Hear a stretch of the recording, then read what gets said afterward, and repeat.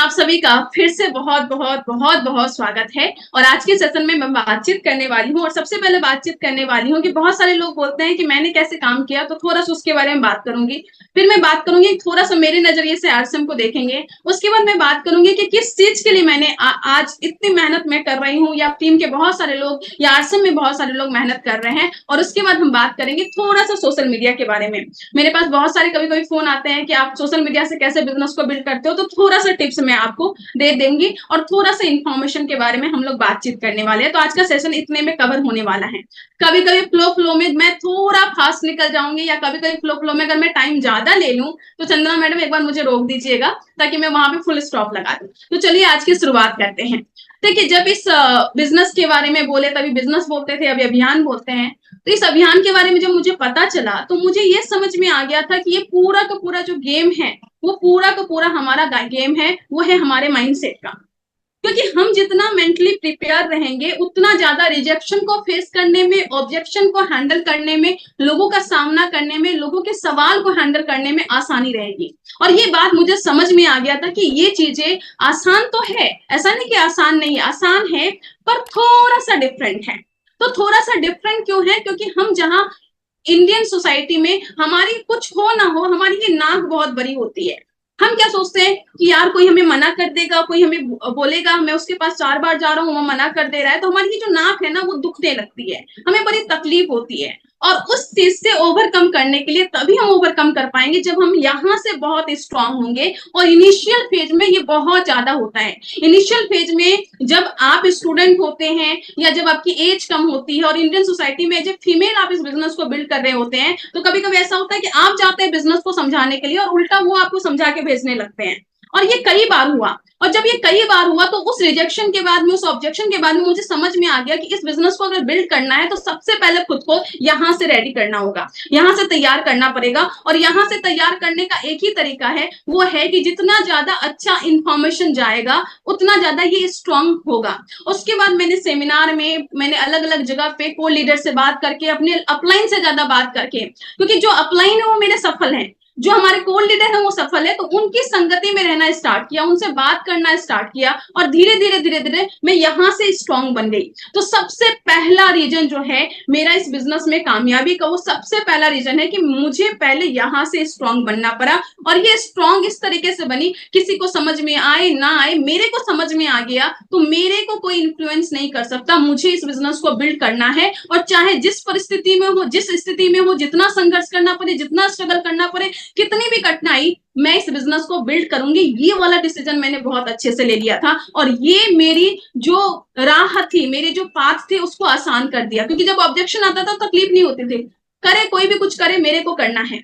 अभी भी बहुत सारे दोस्त मुझे बोलते हैं कि यार मैं तो इतना मेहनत क्यों करती रहती हूँ, जब देखो जूम मीटिंग में लगी रहती हूँ, सैटरडे संडे ही तो आराम करने का वक्त हमें मिलता है, मंडे टू फ्राइडे पूरा लैब लैब लैब लैब रहता है, और सैटरडे संडे आराम करने का रहता है। और नॉर्मली तुम सैटरडे संडे बाहर रहती हो, कब सोती हो, कब आराम करती हो, पता नहीं, मुझे तो समझ में ही नहीं आता। और मेरा रिप्लाई एक ही होता कि मुझे पता है कि आपको समझ नहीं आता, क्योंकि अगर समझ में आता तो आप भी कर रहे होते। सिंपल सा फंडा है। जिसको आपकी मेहनत समझ में नहीं आती, जिसको आपका प्लान समझ में नहीं आता, ऑब्वियस सी बात है कि तभी वो ना कर रहे हैं। नहीं आता कोई दिक्कत नहीं है, हिंदुस्तान में लोगों की कमी नहीं, और हिंदुस्तान में आपकी मेंटलिटी से जुड़ के, आपकी मानसिकता से जुड़ के, और बड़े सपने वाले लोग बहुत हैं, और बस हमें उस तक पहुंचना है, और पहुंचने में वक्त लगेगा। और ये वक्त जो लग रहा है, यही वक्त, यही रास्ता हमें अपने आप को बनाने के लिए माध्यम बन रहा है। तो मैंने पहला काम किया, खुद को यहां से तैयार किया। दूसरी चीज, मैं थी वेस्ट बंगाल में, मेरी जो अपलाइन थी वो बिहार में। हम दोनों के बीच का जो डिस्टेंस है वो ट्रेन से लगभग 12 घंटे का था। तो पहले ही दिन जब मैंने बिजनेस को स्टार्ट किया, तब मुझे समझ में आ गया था कि ये पॉसिबल ही नहीं है कि सर वहां से आएंगे और तब प्लान दिखाएंगे, वो वहां से आएंगे तब होम मीटिंग करेंगे, वो वहां से आएंगे तब फॉलोअप करेंगे, पॉसिबल ही नहीं है। तो पहले ही दिन मुझे समझ में आ गया कि इस बिजनेस को मुझे इंडिपेंडेंट होकर बिल्ड करना होगा। सिंपल सी बात है। तो मैंने इंडिपेंडेंट पहले दिन से ही अपने आप को बना लिया, और इसी का सबसे बड़ा फायदा मुझे मिला। कहते हैं ना, कभी कभी लक काम करती है, और मैं बोलूं कि सच में मैं बहुत लकी हूँ, सच में मैं बहुत खुशकिस्मत हूँ, क्योंकि भगवान ने मुझे वो सारे सिचुएशन दिए जिन सिचुएशन में मैं धीरे धीरे जल्दी जल्दी इंडिपेंडेंट बनती गई। और इस बिजनेस में जितनी जल्दी आप इंडिपेंडेंट बन जाते हैं, जितनी जल्दी अपलाइन से मतलब कि आप उसके मार्गदर्शन में काम करते हैं, पर आपकी एक्टिविटी उनकी एक्टिविटी से उतना ज्यादा इन्फ्लुएंस ना हो, आप अकेले उनका फोन नहीं भी आए तो भी आप उतनी ही ताकत से फोन काम कर पाए, ये बहुत इंपॉर्टेंट है। और मुझे भगवान ने ऐसा ऐसा सिचुएशन दिया कि मैं बहुत जल्दी इंडिपेंडेंट हो इंडिपेंडेंट हुई, तो फिर मैंने खुद पे काम किया, सीखना स्टार्ट किया, और सीखते सीखते सीखते सीखते बिजनेस को बिल्ड करना स्टार्ट किया। अब अच्छी बात क्या थी? अच्छी बात ये थी कि मैं कॉलेज में जिस कॉलेज की स्टूडेंट थी, उस कॉलेज में पूरे हिंदुस्तान के लोग थे, वो पूरे हिंदुस्तान के स्टूडेंट थे, तो मुझे डिफरेंट डिफरेंट कल्चर का आइडिया लग गया। मैं जिस कॉलेज में थी वो मेरे घर से 12 घंटे दूर था, 14 घंटे दूर था, तो मैं जिस एरिया में यहाँ पे काम कर रही थी, तो इस एरिया के लिए भी मैं थर्ड पार्टी के रूप में थी। और जब मैं बिहार 2 दिन के लिए जाती थी, 3 दिन के लिए जाती थी, तो वहां पे जो मेरी टीम थी उसके लिए भी मैं थर्ड पार्टी थी। और ये वाला चीज मेरे लिए बहुत बड़ा काम किया, और मुझे आउट ऑफ स्टेशन वर्क करने में बहुत आसानी हुई। तो अगर मैं अपने बारे में बोलूं कि मुझे क्यों मतलब ये पोजीशन मिली, क्यों मेरा टर्नओवर ऐसा है, मुझे क्यों कामयाबी मिली, तो उसमें 3 फैक्टर, यही फैक्टर है। फर्स्ट वन, मैं यहाँ से बहुत स्ट्रांग हो गई। मुझे समझ में आ गया कोई साथ दे ना दे, मैं इस बिजनेस को बिल्ड करने वाली हूँ। मुझे फ्यूचर विजन समझ में आ गया था, मुझे समझ में आ गया था कि मेहनत करना पड़ेगा, ऑब्वियसली मेहनत करना पड़ेगा, और मेहनत करेंगे तभी तो वो चीज अचीव होगी। और कहते हैं ना कि मेहनत करेंगे तभी तो आपका नाम होगा। आज मैं जितने भी लोग यहाँ पे जो सफल हैं, हम कोर लीडर की इज्जत इतनी क्यों करते हैं, राइजिंग कोर लीडर की इज्जत क्यों करते हैं? क्योंकि हमें पता है कि उन्होंने बहुत सारी मुसीबत झेल के गए हैं। तो मुसीबत मेरे को भी झेलना है, आपको भी झेलना है, तभी हम वहां पे जा सकते हैं। तो फर्स्ट वन, यहाँ से मजबूती मैंने अपने आप को दिया, और इसमें बहुत सारे लोगों का सपोर्ट हुआ। आपकी ब्लेसिंग का सपोर्ट बोले, कोर लीडर की एजुकेशन की सपोर्ट बोले, राइजिंग कोर लीडर की सपोर्ट की बात करें, आरसीएम वर्ल्ड में जो हमारा ट्रेनिंग होता है उसकी सपोर्ट बोले, जो बड़ी बड़ी फंक्शन होते हैं उसकी सपोर्ट बोले, सब पूरा सिस्टम का सपोर्ट था। और उस सिस्टम के सपोर्ट से मैंने अपने आप को यहाँ पे स्ट्रॉन्ग किया। दूसरा, अपने आप को इंडिपेंडेंट किया, आउट ऑफ स्टेशन जाके वर्क करना स्टार्ट की। कभी नहीं सोची कि मैं लड़की हूँ, कैसे करूंगी, नहीं करूंगी। मुझे पता था कि मैं लड़की हूँ, तो मेरा एक थर्ड सेंस भी है। मैं लड़की हूँ, इसका एडवांटेज है कि मुझे पता है, सामने वाले को देख के पता चल जाता है कि आदमी अच्छी नजर से देख रहा है कि खराब नजर से देख रहा है, और वो सेंस की कैपेसिटी अपने पास में है। और ये हमारे लिए सबसे बड़ी एडवांटेज इस बिजनेस को बिल्ड करने के लिए। कई बार हम डिसएडवांटेज को काउंट करते हैं, पर वन ऑफ द जो मोस्ट एडवांटेज है उसके बारे में हम बात नहीं करते। पर एज ए फीमेल आपके पास ये बहुत बड़ी एडवांटेज है। आप किसी की शक्ल देख के, उसकी नजर देख के, उसकी आंखों का डायरेक्शन देख के आपको पता चल जाता है कि वो आदमी किस कैटेगरी का है। और यहाँ पे फ्रीडम मिलती है कि हमें किसके साथ काम करनी है और किसके साथ नहीं करनी है, और ये सबसे बड़ी एडवांटेज है। तो इंडिपेंडेंट हुई, यहाँ से स्ट्रॉन्ग हुई, out of station business build किया। आज तक पूरे के पूरे इंडिया में लगभग 15 स्टेट मैंने ट्रेवल किया है, इंक्लूडिंग आरसीएम के काम से, इंक्लूडिंग अपने लैब के काम से या अपने रिसर्च के काम से। और ये सब संभव हो पाया है क्योंकि मैं यहाँ से स्ट्रॉन्ग थी, और खुद बड़ा काम करना था, बड़ा विजन के साथ में काम करना। तो ये 3 चीज है जो इस बिजनेस में आप बहुत बड़ा काम कर सकते हैं।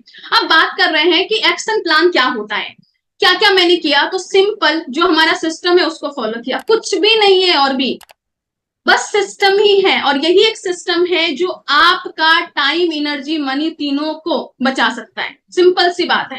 बिजनेस कैसे बिल्ड होता है? बिजनेस सीधे सीधे ये 3 चीजों को फॉलो करके होता है। सिंपल सा चीज है। 21 स्टेप ऑफ सक्सेस यही है। जब हम 6 बेसिक बिल्ड करते हैं तो हमारा नेटवर्क बिल्ड होता है। ज्वाइनिंग ज्वाइनिंग ज्वाइनिंग ज्वाइनिंग, इस तरीके से पूरा का पूरा लगता है। आप 2 टीम पे काम करें, 3 टीम पे काम करें, इस तरीके से स्ट्रक्चर रेडी रेडी रेडी होता है। पर स्ट्रक्चर तो रेडी हो रहा है, लोग तो आ रहे हैं, पर उस लोग जो आम आदमी है, उस आम आदमी को थोड़ा सा उनको बिल्ड करना, उनके मरे हुए सपने को जगाना, जगाने के बाद में उसके आत्मविश्वास को जगाना, उसको रिजेक्शन फेस करने के लिए तैयार करना, उसको सेमिनार में जबरदस्ती लेके जाना, उसका स्टार्टअप करवाना, उसको गिव अप ना करने देने के लिए हिम्मत देना, लगातार फॉलोअप करना, उसको इमोशनल सपोर्ट देना, उसको वो सारी सपोर्ट देना ताकि वो बिजनेस छोड़ के ना जाए, वो वहां पे डटे रहे। इन सबके लिए जिस स्किल की जरूरत होती है, वो धीरे धीरे उस स्किल को भी अपने को डेवलप करना पड़ता है। और वो स्किल को डेवलप आप कैसे करेंगे, वो मैंने कैसे डेवलप किया, वो सिंपल 8 कोर स्टेप को फॉलो करके। जब आप 8 कोर स्टेप को डेली फॉलो करते हैं तो धीरे धीरे आपकी पर्सनालिटी बिल्ड होती है। आपको समझ में आता है कि हमें कैसे ट्रीट करना है, टाइम मैनेजमेंट कैसे करना है, टीम मैनेजमेंट कैसे करना है, लोगों से कैसे बात करनी है, लोगों में अगर कुछ कमी है तो उस कमी को सुधारने के लिए कैसे उनसे बात करनी है। डायरेक्टली नहीं बोलना है, पहले तारीफ करनी है, फिर कुछ और बात करनी है, फिर उनकी उस बातों को रखना है। बहुत सारी छोटी-छोटी बातें हैं जो कि हमें इस बिजनेस में सीखनी है, और उसको सीखने का सिंपल सा तरीका है 8 कोर स्टेप को सीखना है। तो जब आप 6 बेसिक फॉलो करते हैं, डेली 6 बेसिक को फॉलो करते हैं, तो आप नेटवर्क को बिल्ड करते हैं। मैंने 6 बेसिक को फॉलो करके नेटवर्क बिल्ड किया, और अच्छी बात यह है कि मेरी अपलाइन ने मुझे हमेशा बताया कि मधु, नेटवर्क सबसे बड़ा नेटवर्क है।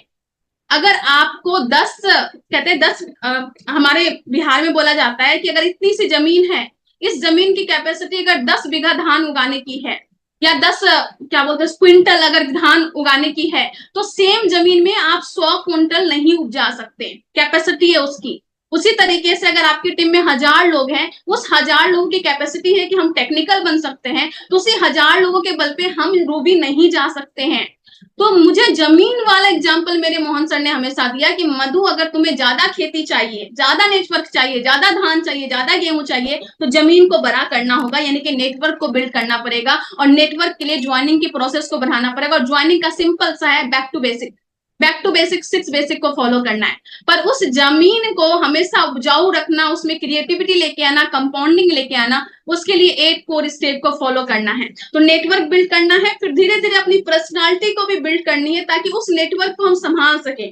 अगर हम उस नेटवर्क को नहीं संभाल सके तो बहुत सारे लोग नाराज हो जाएंगे, वो फिर बिजनेस को छोड़ देंगे, और फिर वो बिजनेस को छोड़ेंगे तो सिर्फ हमारा नुकसान नहीं करेंगे, वो पूरी इंटायर डायरेक्ट सेलिंग इंडस्ट्री का नुकसान करेंगे। क्योंकि जब लोग यहाँ से असफल होकर बाहर जाते हैं तो कोई नहीं बोलता कि मेरी गलती थी, वो क्या बोलते हैं कि ये इंडस्ट्री खराब है, यहाँ पे कुछ नहीं होता, यहाँ पे ऐसे ही बड़ी बड़ी बातें होती है, यहाँ पे ऐसे ही बड़ी बड़ी कार दिखाई जाती है, बड़े बड़े बंगले दिखाए जाते हैं, बड़े बड़े ऐसे दिखाए जाते हैं, कुछ नहीं होता। तो वो पूरी डायरेक्ट सेलिंग इंडस्ट्री का नुकसान करते हैं, और उस नुकसान होने से हम बचा सकते हैं अगर हम जैसे जैसे नेटवर्क बिल्ड करते हैं, वैसे वैसे अपनी पर्सनालिटी को बिल्ड करते जाए, तो उस नेटवर्क को संभाल ले अच्छे से, तो फिर वो चीजें नहीं आ पाएगी। और साथ में अगर हम 7 कार्नर का फॉलो करते हैं, तो जो छोटी छोटी गलतियां हैं जो अक्सर हम कर देते हैं, वो छोटी छोटी गलतियों से हम बच सकते हैं, और उससे हमारा बड़ा नुकसान होने से बच सकता है। सिंपल सा इतना सा चीज करने से हम बहुत बड़े ग्रोथ कर सकते हैं। इस पूरे के पूरे बिजनेस में, पूरे के पूरे अभियान में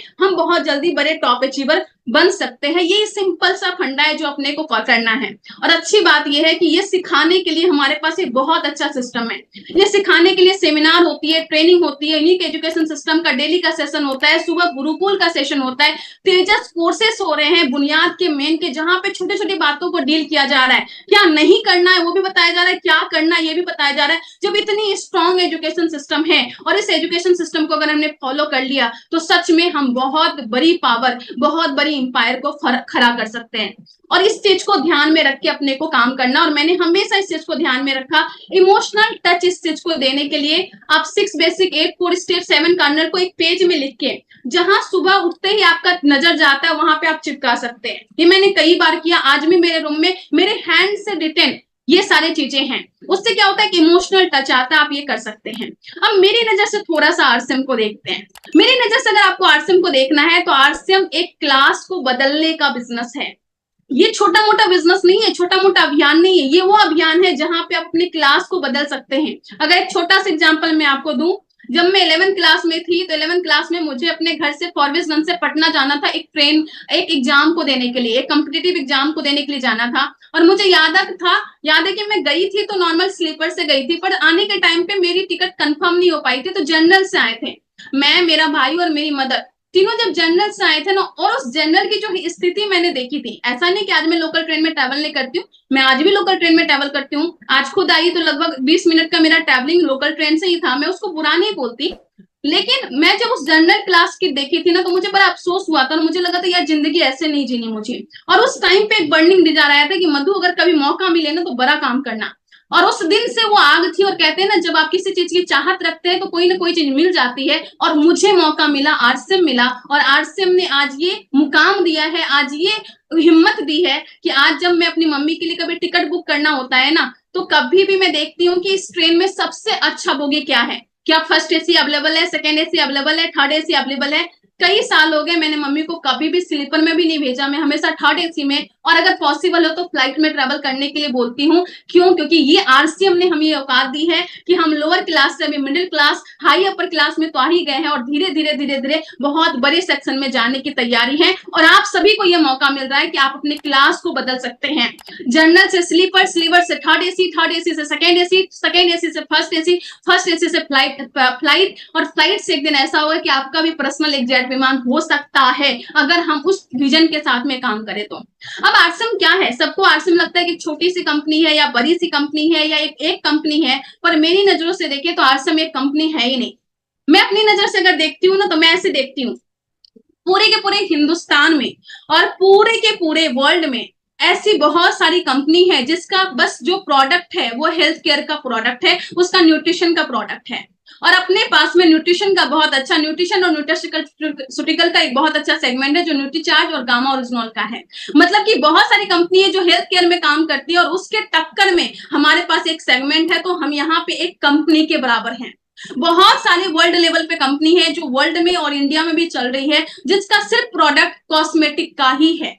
आप सभी को नाम याद आ गया होगा, एक फॉरेन कंपनी जिसका सिर्फ प्रोडक्ट कॉस्मेटिक का ही है, और अपने पास कीसोल का इतना बड़ा रेंज है। अब जरा सोचिए, कीसोल एक ऐसा ब्रांड है हमारे पास में, एक ऐसा सेक्शन है जहाँ पे पर्सनल केयर भी है, हाइजीन भी है, लॉन्ड्री भी है, अपने पास में है, इतनी सारी पूरे सेक्शन है, कॉस्मेटिक भी है। तो ये अपने आप में एक कंपनी है। आप इसको एक सेक्शन मत देखिए, ये एक कंपनी है, ये एक कंपनी है। साथ में बहुत सारी ऐसी कंपनी है जो सिर्फ एग्रीकल्चर का प्रोडक्ट पे काम कर रही है, और हिंदुस्तान की कुछ ऐसी कंपनी है जो बस एग्रीकल्चर पे काम कर रही है, और अपने पास हरी संजीवनी जैसा रेंज है, मतलब ये भी एक कंपनी है। अपने पास गुड डॉट है, वीगन रिवोल्यूशन लेके आ सकते हैं, एक बहुत बड़ा मार्केट है, करोड़ों का मार्केट है, करोड़ों डॉलर का मार्केट है। ये मार्केट को कवर करने के लिए गुड डॉट अपने पास में है। एफएमसीजी का कितना बड़ा टर्नओवर है, और उस एफएमसीजी की बात कर रही हूँ जहां पे आप हिंदुस्तान के एक एक गली में, एक एक गांव में जाके और एक एक हाई क्लास में जाके काम कर सकते हैं। मतलब कि लोअर क्लास से लेके हाई क्लास तक काम करने जैसा अपने पास में प्रोडक्ट है, ऐसे एफएमसीजी प्रोडक्ट अपने पास में है। जो जी कपड़े का कितना बड़ा रेंज है और कितना बड़ा मार्केट है। पहले क्या होता था कि एक आदमी को बर्थडे पार्टी में जाना होता था, एक आदमी को शादी में जाना हो, एक आदमी को मार्केट जाना है, तो एक ही चप्पल जूता पहने, एक ही कपड़ा पहने चले गए। पर आज के टाइम पे क्या है, यंग जनरेशन का, पार्टी में जाना है तो ये वाला जूता, शादी में जाना है तो ये वाला जूता, अगर ये वाला मार्केट जाना है तो ये वाला जूता। यानी कि उनका जो फुटवेयर है ना, वो ओकेजनली बदलता रहता है। एक एक आदमी का 10-10 जूता है और वो जूता बदलते रहते हैं, चप्पल बदलते रहते हैं। फुटवेयर का कितना बड़ा मार्केट है, जरा सोचिए। अगर उस मार्केट पे भी अगर हमने अच्छे से नजर गड़ा दी ना, तो आप फुटवेयर पे काम करके भी रॉयल्टी टेक्निकल ले सकते हैं। और इस नजर से अपने को देखना है। आपको नहीं, मुझे नहीं पता कि आप अलग अलग सेक्शन को कैसे देखते हैं, मैं पर हर एक एक सेक्शन को मैं एक इंडस्ट्री के बराबर देखती हूँ, एक अलग कंपनी के बराबर देखती हूँ। पेंट का कितना बड़ा मार्केट है, उस मार्केट को अगर हम कवर कर ले तो उस पेंट पे काम करके आप रूबी स्टारो भी जा सकते हैं, और एक बड़ा जंप आ सकता है। और इतनी बड़ी, इतने अलग अलग सेक्शन है, और कुछ सेक्शन शायद मैंने भूल से मिस्टेक भी कर दी हूँ। इतना बड़ा मार्केट का ग्रोथ हमारे पास आ सकता है, कितना हाई जंप हम लगा सकते हैं। मेरी नजरों से तो ऐसे ही मैं देखती हूँ। मेरी नजरों से आरसम एक विशाल कंपनी का पूरा समूह को अपने साथ में समेटे हुए हैं, और एक ऐसा प्रोडक्ट है कि एक एक प्रोडक्ट पे काम करके कोई रूबी स्टार रूबी जा सकता है। और मुझे हमेशा अफसोस होता है कि मधु इतना सब कुछ है तेरे पास, फिर तू इतना पीछे क्यों है। और मुझे अफसोस होता है, मैं कई बार अपने क्लाइंट को बोलती हूँ कि सर पता नहीं कुछ तो कमी है, अदरवाइज हम बहुत बड़ा कर सकते हैं, और उसके लिए लगातार मेहनत है। और मेरे अपलाइन हमेशा बोल रहे कि मधु चिंता मत करो, मेहनत रंग लाएगी और कई बार कंपाउंडिंग इम्पैक्ट में लेके आएगी। तो मैं आज आप सभी से अनुरोध करूंगी कि पता नहीं आप आरसम को कैसे देखते हैं, आज देखिए कि इतनी सारी कंपनी को एक साथ समेटे हुए अपने साथ में रखी हुई है। तभी तो अपने पास में 17 लाख स्क्वायर फीट का इतना बड़ा मैन्युफैक्चरिंग हब है, इतना बड़ा प्रोफाइल है, इतना बड़ा इंफ्रास्ट्रक्चर है अपने पास में, और साथ में 4.5 लाख स्क्वायर फीट का अलग से हमारे पास मैन्युफैक्चरिंग यूनिट है। इसके बाद आप wonder world quick, PUC, depot, display वाल, ये सब की बात ही छोड़ दीजिए। और आज जो ऑनलाइन पे काम हो रहा है, उस ऑनलाइन पे काम करके कितना बड़ा काम हम लोग कर सकते हैं। इस नजर से देखेंगे ना, तो ये जो मार्केट है ना आपके सामने है ना, मतलब बहुत बड़ा टर्नओवर दिखेगा, और एक ऐसा टर्नओवर जो टर्नओवर आप बड़ी से बड़ी इंपायर यहाँ पे खड़ा कर सकते हैं। और एक एक आदमी यहाँ पे, हिंदुस्तान का एक एक आदमी डायमंड बन सकता है। हिंदुस्तान की बात करूं, मैं दूसरे कंट्री की बात ही नहीं करती। बहुत सारे लोग बोलते हैं कि हाँ दूसरी कंट्री में जाने वाला ऐसा है वैसा है, बोलते हैं कि अपने हिंदुस्तान को भी कवर कर लेना तो हम बहुत जल्दी डायमंड बन जाएंगे, स्टार डायमंड बन जाएंगे। मैं तो अपनी नजरों से ऐसे ही देखती हूँ, और हमें आरसीएम ने वो सब दे दिया है, हमें इस सिस्टम ने सब कुछ दे दिया है, हमें इस प्लेटफॉर्म ने सब कुछ दे दिया, हमें बीसी सर ने ऐसे प्लेटफॉर्म दिए हैं। 1 PM 2 PM टीसी सर का 6:30 बजे वाला सेशन टीसी सर ने हमें दिया, सारे कोर लीडर ने मिलकर 8 PM का इतना अच्छा शानदार सेशन दिया। ये सब कुछ के बावजूद अगर हम अच्छे से परफॉर्म नहीं कर पाते हैं, इट्स कंप्लीटली हमारी गलती है, ये कंप्लीटली हमारी गलती है। और इस गलती को जितनी जल्दी हम रियलाइज कर लेंगे, इस गलती पे जितनी जल्दी काम कर लेंगे, उतना बड़ा काम हम यहाँ पे बहुत जल्दी कर सकते हैं, हाई जंप हम लगा सकते हैं, और वो हाई जंप लगाने का मौका है। तो मैं ऐसे देखती हूँ, और एक छोटा सा वीडियो में प्लॉट प्ले करने वाली हूँ, और मैं आपसे भी रिक्वेस्ट करूंगी कि आप बताइएगा कि इस वीडियो से आपको क्या आइडिया लगा। वॉइस आ रही है क्या मैडम? वो जिसने रंग लिया प्यार की खातिर, या जिसने प्यार को बेच दिया, नशा दौलत का ऐसा तुझे कुछ मिला, क्या हुआ तेरा वादा, वो कसम अब आप लोग बताइए कि इस वीडियो को देखने के बाद आपके मन में क्या आया। हालांकि ऊपर में लिखा हुआ है बहुत सारी चीजें, हमें समझ में आ जाएगा, लेकिन फिर भी मैं आपसे पूछना चाहूंगी कि इस वीडियो को देखने के बाद हमें क्या समझ में आया, हमें क्या समझ में आया। ये एक लोकल ट्रेन का सीन है, और जब मैं एक दिन ऐसे ही यूट्यूब पे रील देख रही थी, और ऑब्वियसली मैं भी कभी कभी देखती हूँ, तो जब मैं रील देख रही थी, रील देखते देखते मुझे ये वाला वीडियो आया, और जब मैं ऊपर के सेंटेंस को पढ़ी ना कि this uncle is an example of dream crushed by responsibility, और ये मुझे समझ में आया कि अगर इनके पास जिम्मेवारी नहीं होती, अगर इनके पास रिस्पॉन्सिबिलिटी नहीं होती, तो हो सकता है कि ये बहुत अच्छे गायक होते हैं, हो सकता है ये कहीं और होते। एक बहुत अच्छा कोटेशन है, और उसको मैं थोड़ा सा यहाँ पे रखना चाहूंगी। इश्क ने गालिब निकम्मा कर दिया, वरना हम भी आदमी थे काम के। इसको मैं अपनी लैंग्वेज में रखती हूँ, मैं इसको यहाँ पे नहीं करके मैं अपने लैंग्वेज में लिखती हूँ। वो है कि पेट ने गालिब तनख्वाह में फंसा दिया। पेट यानी कि हमारी मजबूरी, हमारी रिस्पॉन्सिबिलिटी, हमारा दायित्व, पेट ने गालिब तनख्वाह में फंसा दिया, वरना हम भी आदमी थे काम के। आज के टाइम पे हिंदुस्तान में कितने सारे लोग हैं जो किसके घर में कोई AR रहमान दब गया है, कोई सचिन तेंदुलकर दब गया है, कोई लता मंगेशकर दब गई हैं, कोई धोनी दब गए हैं, कोई पेंटर दब गए हैं, कोई चेतन भगत दब गए हैं, और कोई बड़े से बड़े कलाकार को दफना दिया गया है बस रिस्पॉन्सिबिलिटी के दबाव में।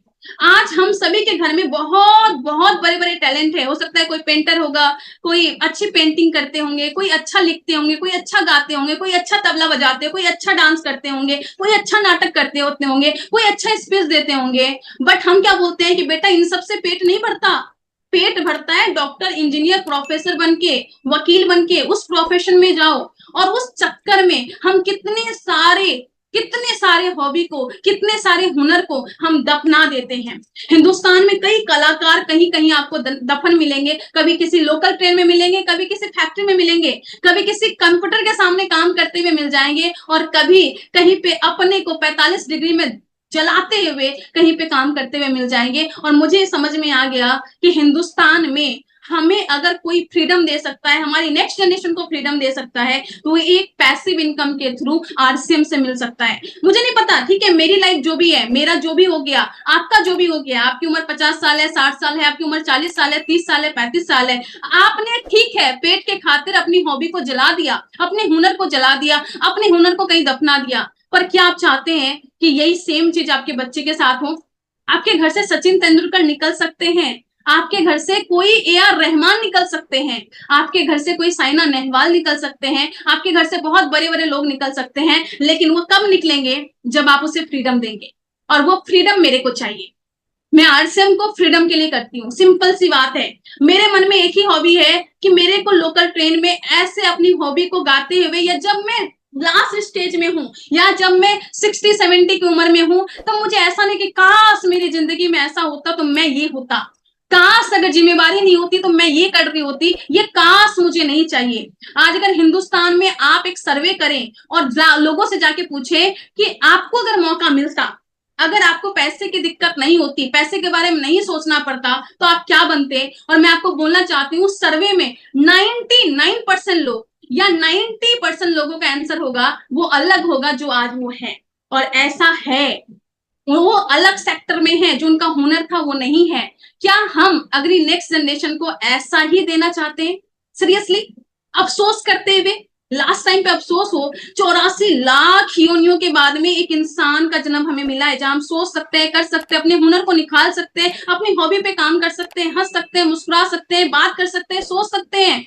बट स्टिल हम अपने हुनर को दबा रहे हैं, और हम मजबूर कर रहे हैं अपने बच्चे को भी दबाने के लिए, अपनी नेक्स्ट जनरेशन को दबाने के लिए। और मैं बोली कि मैं अपने साथ भी ऐसा नहीं होने दूंगी, और मैं अपनी नेक्स्ट जनरेशन के साथ भी ऐसा नहीं होने दूंगी। मेरा एक बहुत अच्छा ख्वाब है, वो ख्वाब है कि मुझे एक बड़ी सी लाइब्रेरी दे दी जाए, कोई फोन ना आए मेरे पास, कोई काम ना रहे मेरे पास, मैं अपनी मर्जी से वहां पे बैठ के जितना मर्जी मैं किताब पढ़ सकूं, जितना मर्जी अलग अलग किताब, ये कोर्स की किताब नहीं बोल रही हूँ, जो मेरा मन करे, हो सकता है वो किसी और लिटरेचर का हो, कहीं पे हो, मैं आराम से बैठ के कार्य कर सकूं, और मेरे दिमाग में ये नहीं चले अरे यार कोई फोन मिस हो गया, अरे यार इतने का नुकसान हो गया, अरे यार जूम मीटिंग है, अरे यार इस तरीके से, अरे यार ऑफिस जाना है, ये अफसोस ना रहे। रात को पढ़ते पढ़ते पढ़ते पढ़ते अगर मैं किताबों में खो जाऊं तो अफसोस ना रहे यार सुबह उठ के ऑफिस जाना है इसलिए जल्दी सोना होगा। ये अफसोस वाली लाइफ मेरे को नहीं चाहिए, एंड मुझे वो फ्रीडम चाहिए। और वो फ्रीडम मुझे ये इंडस्ट्री दे सकती है। क्यों? क्योंकि हम आरसीएम के इतने बड़े ग्रुप में है, इतना ज्यादा प्रोडक्ट है, इतना अच्छा अपॉर्चुनिटी है, इतना शानदार प्लान है, और इस प्लान पे, इस प्रोडक्ट पे काम करके पूरे हिंदुस्तान में एक ऐसा इंपायर खड़ा करेंगे कि उस इंपायर से हमको फ्रीडम मिलेगा।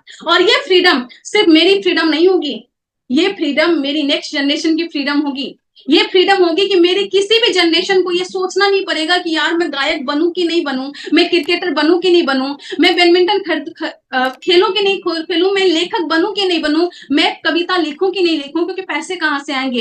इस चीज से उसको आजादी देनी है, और ये आजादी आप अपने जनरेशन को दे सकते हैं। आजादी जीने की, हंसने की, अपना काम करने की, अपने हुनर पे काम करने की, अपने हुनर को निखारने की, अपने मन से जिंदगी को जीने की। मेरा दो ही चीज है, मेरे को किताब पढ़ने की आजादी दे दो और मेरे को घूमने की आजादी दे दो। ये दो चीज की आजादी के लिए मेरे को ये बिजनेस करना है। अब इसका मतलब ये नहीं कि मेरे को काम नहीं करना। जब आपको काम करने की आदत लग जाती है ना, उस काम में मजा आता है, तो आप काम किए बिना रह नहीं पाते। लेकिन वो काम किए बिना जब ना रह पाए तो वो मर्जी वाला काम होता है, वो मजबूरी वाला काम अपने को नहीं चाहिए। तो मेरे को भी काम करना है, लेकिन मजबूरी वाली नहीं चाहिए, मर्जी वाली चाहिए। ऑब्वियसली काम करेंगे, डायमंड बनने के बाद भी करेंगे, स्टार डायमंड के बाद भी करेंगे, लेकिन मर्जी से करेंगे, घूमते फिरते करेंगे, घूमेंगे फिरेंगे, उससे भी अपना बिजनेस बिल्ड हो जाएगा। और ये इतना बड़ा अपॉर्चुनिटी है। फ्रीडम अपने को चाहिए, और अपने को सिर्फ खुद की फ्रीडम नहीं, नेक्स्ट जनरेशन की फ्रीडम चाहिए। और उस नजर से मैं इसको देखती हूँ। फाइनेंशियल फ्रीडम भी चाहिए, टाइम फ्रीडम भी चाहिए, और साथ में इमोशनल फ्रीडम भी चाहिए। बहुत सारे लोगों के पास जब पैसा हो जाता है, बहुत सारे लोगों के पास जब समय हो जाता है, तो लोग अफसोस करते हैं कि यार मुझसे कोई प्यार नहीं करता, मेरे से कोई बात नहीं करता, मेरे पास कोई नहीं बैठता। आप देखिए जितने भी रिटायर पर्सन है, उनका एक ही मनोकामना होता है कि मेरे साथ में बगल में आके कोई लोग बात करे। पर जब तक वो रिटायर होते हैं तब तक बच्चे की जॉब लग जाती है और पोते पोतियों का स्कूल जाना होने लगता है, उनके पास कोई बात करने वाला नहीं है। वो अक्सर बाहर निकल के बगीचे में बस इसलिए बैठे रहते हैं कि कोई आके बात कर ले। पर ये बिजनेस इतनी बड़ी अपॉर्चुनिटी देता है कि पूरे हिंदुस्तान में कई घर आपके हो जाते हैं। पूरे हिंदुस्तान में बहुत सारे लोग आपके आने का इंतजार करते हैं। आपको लोगों की कमी नहीं होती, लोगों के प्यार की, लोगों के सम्मान की, लोगों के वो जो प्रेम है, वो भावना है, उसकी कमी नहीं होती। ये इंडस्ट्री आपको वो इमोशनल फ्रीडम देता है, आपको इमोशनली इतना ऊपर कर देता है, सोशल फ्रीडम देता है। और मेरे को ये सब फ्रीडम चाहिए ही चाहिए। लेकिन ये सब फ्रीडम बहुत महंगी है। वो महंगी इसलिए है क्योंकि इनिशियल लेवल पे वो जो सिस्टम को फॉलो करना, वो करना पड़ेगा। इतनी सी कीमत है इसकी। सिस्टम को फॉलो करना है, लगातार काम करना है, अपने दिमाग पे काम करना है, तब जाके हम लोग कर सकते हैं। और ये फ्रीडम के लिए, फ्रीडम को दिखाने के लिए एक बहुत बड़ा प्रोग्राम होने वाला है। वो है नेक्स्ट जनरेशन प्रोग्राम, जो 7 जुलाई को होने वाला है। हिंदुस्तान की एक ऐसी company, only and only company, जो ऐसा इवेंट करवाती है, नेक्स्ट जनरेशन इवेंट। और आप सभी को पता है इस इवेंट का जो सीट होता है वो बहुत लिमिटेड होता है, आप सभी को पता है। ऑडिटोरियम की जो लिमिट होती है, एक लिमिटेड सीट होता है। अब आप सोचिए कि एक ऐसा प्रोग्राम जहां पे आपको यहाँ पे कोई कोई डायमंड मिल सकता है इस प्रोग्राम में किसी को बैठा दे तो आप पूरी फैमिली के साथ में अपने टीम को ले जाने का व्यवस्था करे, अपनी टीम में प्रमोशन करे, लेकिन सीट लिमिटेड है तो उसके लिए पहले से आप तैयारी करें, तभी जाके हो पाएगा। एक सबसे मैं बोलूंगी ये फ्रीडम देती है, क्योंकि आप अपने बिजनेस को ट्रांसफर कर पाते हैं युवा पीढ़ी में, वो फ्रीडम देती है, वो सिक्योरिटी देती है, फाइनेंशियल सिक्योरिटी देती है, फैमिली सिक्योरिटी देती है, और इसके लिए अपने को मेहनत करना है। मुकेश कोठारी सर हमेशा बोलते हैं कि माहौल में रहना है, माहौल को बनाना है और अपनी टीम को माहौल में रखना है, और ये माहौल जो है ये आपको 7 जुलाई को मिलेगा त्यागराज स्टेडियम में, और उस माहौल में जितना ज्यादा लोगों को पहुंचा सकते हैं पहुंचा दीजिए। बहुत कम टाइम है, क्योंकि आपको ट्रेन का टिकट भी बुक करना होगा, फ्लाइट की टिकट बुक करनी होगी, बस की टिकट बुक करनी होगी, साथ में यहाँ पे सीट का टिकट भी बुक करना पड़ेगा। अपने अपने कोल लीडर को फोन कीजिए और अपना सीट और अपने टीम का सीट फटाफट फटाफट बुक कीजिए, क्योंकि कई बार ऐसा हुआ है और लास्ट टाइम भी ऐसा हुआ कि बहुत सारे लोगों को टिकट नहीं मिला तो वो बाहर में खड़े थे। तो इस तरीके से अपनी तैयारी कीजिए और जल्दी से अपनी टिकट को बुक कीजिए। और लास्ट में एक चीज, एक इन्फॉर्मेशन देके थोड़ा सा सोशल मीडिया के बारे में बात करूंगी। हम सभी को पता है कि गामा ओरिजिनल का एक बहुत बड़ा फ्यूचर है, और आप सभी को पता है कि एवरी ट्यूसडे रात को 9 बजे इसकी मीटिंग होती है, जूम मीटिंग होती है। और हेल्थ एंड लाइफ को जो हमारी निधि मैडम है, हम सभी ने कभी ना कभी इनकी ट्रेनिंग अटेंड की है, वो बहुत अच्छे से इसका प्रमोशन कर, बहुत अच्छे से इसकी जानकारी दे रही है। तो आप सभी इसका स्क्रीनशॉट ले लीजिए और अपनी टीम में फटाफट फटाफट प्रमोट कीजिए। जैसे ही मीटिंग खत्म होगी फटाफट उस मीटिंग में आपको जुड़ना है और उस पर काम करना है और ज्यादा से ज्यादा लोगों को प्रमोट करना है। अब लास्ट टॉपिक मैं लेती हूँ, सोशल मीडिया पे कैसे काम करें। बहुत सारे लोगों का ये क्वेश्चन रहता है कि सोशल मीडिया पे कैसे काम करें। एक चीज जो मैं लिखी हूं वही है, ओरिजिनल बन जाइए, ओरिजिनल बन जाइए। आप जैसे फील्ड में काम करते हैं उस फील्ड के काम का पिक्चर वगैरह क्लिक करके सोशल मीडिया पे अपलोड कीजिए। ज्यादा से ज्यादा लोगों तक पहुंचने का एक ही तरीका है। कई बार हम बनावटी चीजों में फंसना चाहते हैं। कई बार यंग लोगों को मैं देखती हूँ बोलते कि नहीं ये फोटो में क्लिक तो कर लिया पर मैं इसको अपलोड नहीं करूंगी। मैं बोली क्यों नहीं करना, तो बोलते कि नहीं इसका बैकग्राउंड ठीक नहीं है, नहीं नहीं यहाँ पे ये अच्छा नहीं आया, यहाँ पे मेरा फेस ठीक नहीं आया है। अरे भैया, सोशल मीडिया पे लोग आपका काम देख के आते हैं, सोशल मीडिया पे लोग आपकी मेहनत, आपके संघर्ष, आपके फील्ड वर्क को देख के आपसे मोटिवेट होते हैं कि यार ये आदमी अगर फील्ड में इतना काम कर सकता है तो इसके साथ हमें जुड़ना चाहिए, इसके साथ ये मेरी कामयाबी दिला सकता है। आज के टाइम पे लोग इतने अवेयर हो गए हैं कि वो ओरिजिनल कंटेंट क्या है और डुप्लीकेट कंटेंट क्या है उसमें फर्क करना जानती है। सिंपली जब आप फील्ड में जाएं, फील्ड में जो भी एक्टिविटी आप कर रहे हैं, होम मीटिंग कर रहे हैं, 1-to-1 कर रहे हैं, हाइजीन कैंपेन कर रहे हैं, प्रोडक्ट का डेमो कर रहे हैं, प्रोडक्ट को प्रमोट कर रहे हैं, सेमिनार कर रहे हैं, ओपन सेमिनार कर रहे हैं, कुछ भी कर रहे हैं, जस्ट लास्ट में 2-4 फोटो को क्लिक कीजिए और आपने जो भी आपके मन की भावना है उसको राइट डाउन कीजिए। कई बार मैं देखती हूँ लोग कॉपी पेस्ट करते हैं, इधर को उठाया डायरेक्ट चिपका दिया, इधर को उठाया डायरेक्ट चिपका दिया। मैं भी कॉपी पेस्ट ही कर रही हूँ, यहाँ पे जितने सारे कंटेंट है सब कॉपी पेस्ट है, सबको कहीं ना कहीं मिल जाएगा। पर कहते हैं ना नकल करने में भी अकल लगती है, तो नकल कीजिए। ऑब्वियसली नकल सबको करना है क्योंकि ये बिजनेस डुप्लीकेशन का ही है, जो आप सीखे उसको इंप्लीमेंट करके चीजों को करना है। लेकिन नकल करने में जो अकल लगती है वो थोड़ी सी अकल अपने को लगानी है, और वो अकल लगाना है कि हम थोड़ा सा लिखे। कई बार हम मेहनत नहीं करना चाहते, आज की यंग जनरेशन को देखती हूँ जस्ट कॉपी पेस्ट कर देते हैं। मेरे सोशल मीडिया से उठाते हैं और मैं तो स्टिलिंग वाले में लिखती हूँ, बनाई है, करती हूँ ऐसे करके, और वो एक बॉयज का सोशल मीडिया पे जस्ट कॉपी पेस्ट कर देते हैं, उसका लिंक भी चेंज नहीं करते हैं। तो कैसे काम चलेगा भैया। आप मेहनत भी नहीं करना चाहते और लोग आपको सम्मान दे ये भी चाहते हैं, तो दोनों संभव नहीं है। कमजोर बन के हम ईश्वर से चाहते हैं कि लोग हमको मजबूत समझे, तो नहीं होने वाला। अपने आप पे काम करना है, थोड़ा सा लिखने की प्रैक्टिस डालिए, थोड़ा सा लिखिए। जितना अच्छे से लिखेंगे, जितना अच्छे से चीजों को यूज करेंगे, जितना ओरिजिनल होकर चीजों को प्रमोट करेंगे उतना अच्छा होगा। और कई कुछ लोग बोलते हैं कि मुझे लिखने की आदत नहीं, तो आदत बनाइए। टीसी सर आदत बदलने का अभ्यास करवाते हैं, तो एक अभ्यास यहाँ भी कीजिए। आपने एक फोटो डाल दिया, आप कुछ भी नहीं लिख रहे हैं, कैसे समझ में आएगा कि आप करना क्या चाह रहे हैं, कहना क्या चाहते हैं, क्या मैसेज देना चाहते हैं, कैसे लोग समझेंगे। वहां पे आपको लिखना पड़ेगा कि आपके मन की भावना क्या है, किस तरीके से आप काम कर रहे हैं, किस तरीके से चीजों को प्रमोट कर रहे हैं। और आज के टाइम पे तो अच्छी चीज ये भी है कि कंपनी की तरफ से बहुत सारी चीजें आ रही है, उसको अच्छे से प्रमोट करना सीखिए, उसको सही से लिखना सीखिए। अगर हम थोड़ा सा ओरिजिनल कंटेंट डालते हैं, लोगों की लाइफ में कुछ ना कुछ वैल्यू ऐड करते हैं, तो लोग आपको देखेंगे, समझेंगे और आपकी रीच बढ़ेगी। सोशल मीडिया पे जितना ज्यादा ओरिजिनल कंटेंट रहता है उसकी रीच उतनी ज्यादा बढ़ती है। तो अगर आपको सोशल मीडिया पे रीच बढ़ानी है तो ओरिजिनल कंटेंट में आइए। दूसरी बात, बहुत सारे लोग, पहली बात क्या मैं बोली कि ओरिजिनल कंटेंट में आइए। दूसरी बात, बहुत सारे लोग सोचते हैं कि हाँ ठीक है ना, सोशल मीडिया पे बिल्ड करके क्या होगा, क्या फर्क पड़ता है। लेकिन मैं आप सभी को एक मैसेज देना चाहती हूँ। मैसेज ये है कि आप जहां भी रहते हैं वहां से जा जाके बिजनेस बिल्ड करने की एक सीमा है। अगर हम सब जगह जाके बिजनेस को बिल्ड करना चाहेंगे और आप महीने में 30 दिन भी ट्रैवल करते हैं, तब भी पूरे हिंदुस्तान में ट्रैवल करके पूरे हिंदुस्तान में बिजनेस को बिल्ड करने में एक लगभग अच्छा खासा समय लग जाएगा। और वो समय के बदले में थोड़ा सा समय लगा के अगर हमने सोशल मीडिया को बिल्ड कर लिया, तो आप वो बिजनेस जल्दी से बिल्ड कर सकते हैं सोशल मीडिया के थ्रू से। क्योंकि हिंदुस्तान के बहुत सारे ऐसे लोग हैं जो सोशल मीडिया पे चीजों को देख रहे हैं और समझने की कोशिश कर रहे हैं कि क्या अपॉर्चुनिटी हो सकती है, और वो कहीं ना कहीं घूम फिर के आपके पास आएंगे। और एक छोटा सा इंफॉर्मेशन, देखिए हिंदुस्तान में बहुत सारी ऐसी कंपनी चल रही है जो कंपनी की बुनियाद उतनी स्ट्रांग नहीं है, उसके प्रोडक्ट में दम नहीं है, उसके प्रोफाइल में दम नहीं है, उसके प्लान में दम नहीं है, बस हवा हवा पे वो चीजें चल रही हैं। आप सभी को पता है हवा हवा पे चल रही है। लेकिन वो कंपनी क्या कर रही है, वो कंपनी अपने लोगों को डायरेक्ट सेलिंग इंडस्ट्री के बारे में तो बता रही है, नेटवर्क मार्केटिंग के बारे में तो बता रही है, नेटवर्क मार्केटिंग के विजन के बारे में बता रही है। तो कभी ना कभी अगर उस कंपनी के लोगों में ये विजन आ गया कि डायरेक्ट सेलिंग में बहुत बड़ा काम हो सकता है, नेटवर्क मार्केटिंग में बहुत अच्छा काम हो सकता है, एमएलएम में बहुत अच्छा काम हो सकता है, तो कहीं ना कहीं वो अच्छी कंपनी की खोज करेंगे। और जब वो अच्छी कंपनी की खोज करेंगे तो उस अच्छी कंपनी में सबसे टॉप पे आरसीएम का नाम आने वाला है। और आरसीएम में आने के लिए वो खोजेंगे कि यार मैं किसके साथ जुड़ूं, किसके पास जाऊं, किससे बात करूं, कौन मेरी हेल्प कर सकता है। फिर वो यूट्यूब पे जाएंगे, सोशल मीडिया पे जाएंगे, इंस्टाग्राम पे जाएंगे, और वहां पे जैसे ही आपका चेहरा दिखेगा और वो देखेंगे कि यार बंदा ये काम कैसे करते हैं, या ये महिला काम कैसे कर रही है, ये लड़की कैसे काम कर रही है, फिर वो आपकी प्रोफाइल को देखेंगे और वहीं पे वो वहां पे डिसाइड कर लेगी कि मुझे इसके साथ काम करना है कि नहीं करना है। एक टाइम था जहां पे हम जाते थे और लोग हमें रिजेक्ट करते थे, और अब क्या है कि अब लोग खुद यहाँ पे आएंगे और वो हमें भी रिजेक्ट कर सकते हैं। यहाँ पे सेम है, बस पहले हम जाते थे, अब वो आएंगे।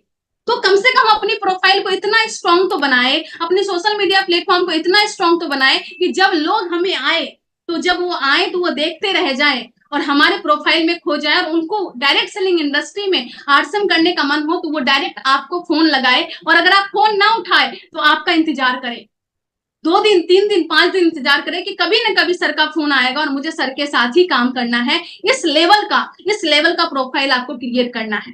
तो अगर ये सारी चीजें हम लोग करते हैं तो आप पूरे हिंदुस्तान में एक बड़े लेवल का आप प्रोफाइल अपना बना सकते हैं, बड़े लेवल का एम्पायर बना सकते हैं, बड़े लेवल पे अपनी मीटिंग को लेके जा सकते, बड़े लेवल पे अपने सेमिनार अपनी टीम को लेके जा सकते हैं। और धीरे धीरे धीरे धीरे धीरे आप कब अपने में हीरा बन जाएंगे।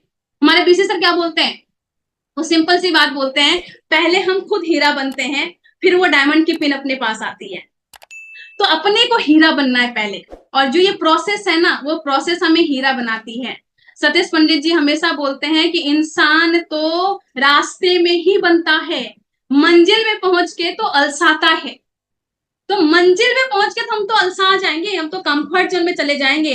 सबसे बड़ी ग्रोथ जो हमारी होगी, चाहे वो फिजिकल रूप में हो, इमोशनल रूप में हो, मेंटल लेवल में हो, हमारे सब कुछ में ग्रोथ जो होगी वो इस प्रोसेस में होगी। तो इस प्रोसेस को एंजॉय करते हैं, हंसते मुस्कुराते, चीजों को संभालते, चीजों को रिजेक्शन को फेस करते हुए। और इनिशियली जब मैं फील्ड में जाती थी ना, तो मैं ये सोच के जाती थी, मुझे पता है ये सामने वाला रिजेक्ट करेगा मुझे। मैं ये सोच के जाती थी, मैं सही बात बोल रही हूँ, जब इनिशियली मैं जाती थी मैं सोच के जाती थी कि मुझे पता है कि ये मुझे रिजेक्ट करने वाले हैं, बस मुझे ये देखना है कि इनका रिजेक्ट करने का तरीका कैसा है, किस तरीके में, किस अंदाज से मुझे रिजेक्ट कर रहे हैं, वो तरीके को मुझे देखना है। और जब मैं ये सोच के जाती थी ना, उस तरीके को सीखने के लिए जाती थी, मुझे पता था वो तरीका तो लिमिटेड होगा ना। अगर मुश्किल से मुश्किल कितना होगा, 50 होगा, 100 होगा। अगर मुझे वो 100 तरीका पता चल जाए कि कैसे लोग रिजेक्ट करते हैं, और वो 100 तरीके पे अगर मैं मास्टरी कर लूं, तो एक दिन ऐसा होगा कि कोई ऐसा बंदा होगा ही नहीं जो मुझे रिजेक्ट कर पाए। और इस तरीके से मैं चीजों को सीखना स्टार्ट की, करना स्टार्ट की, और आज अच्छे लेवल पे हूँ, अच्छी सीखने वाले एटीट्यूड में हूँ, और बहुत अच्छा चीजें हम लोग कर रहे हैं। तो उम्मीद करती हूँ आज का सेशन आप सभी को बहुत अच्छा लगा होगा, और मैं चाहती हूँ कि मुझे थोड़ा आशीर्वाद मिले, इसलिए सेशन को जल्दी हम कंक्लूड करेंगे। और एक थोड़ा सा रिवीजन अगर मैं कर लूं, तो पहला रिवीजन जो मैंने बात की वो बात की, अगर थोड़ा सा टाइम मेरे पास है तो थोड़ा सा रिवीजन मैं करना चाहूंगी 2-3 मिनट में। वो रिवीजन ये है कि मैंने पहली बात की, अपने को माइंड सेट स्ट्रॉन्ग करने की, इंडिपेंडेंट बनने की, आउट ऑफ स्टेशन काम करने की। दूसरी बात मैंने की कि हमारे पास कितनी बड़ी अपॉर्चुनिटी है, कितने बड़ी बड़ी कंपनी का सेगमेंट हमारे पास में है। तीसरी बात की मैंने फ्रीडम की कि हम फ्रीडम दे सकते हैं, अपनी अलग अलग जनरेशन को वो फ्रीडम दे सकते हैं, खुद को फ्रीडम दे सकते हैं। उसके बाद हमने बात की कि 7 जुलाई को जो इवेंट है उसकी तैयारी अपने को करनी है। उसके बाद हमने बात की कि आज 9 बजे एक बहुत अच्छा प्रोग्राम होने वाला है गामा ओरिजिनल का, उसका इवेंट हमें, वो जूम मीटिंग हमें अटेंड करना है। और लास्ट में मैंने बात की कि सोशल मीडिया पे हमें कैसे थोड़ा सा बिजनेस को बिल्ड करना है। हालांकि बहुत बड़ा सेगमेंट है, पर इसको मैंने सीरियसली बोला कि ओरिजिनल कंटेंट अपने को रखना है। तो थैंक यू सो मच, आप सभी मुझे इतने शिद्दत से सुने इसके लिए बहुत बहुत धन्यवाद।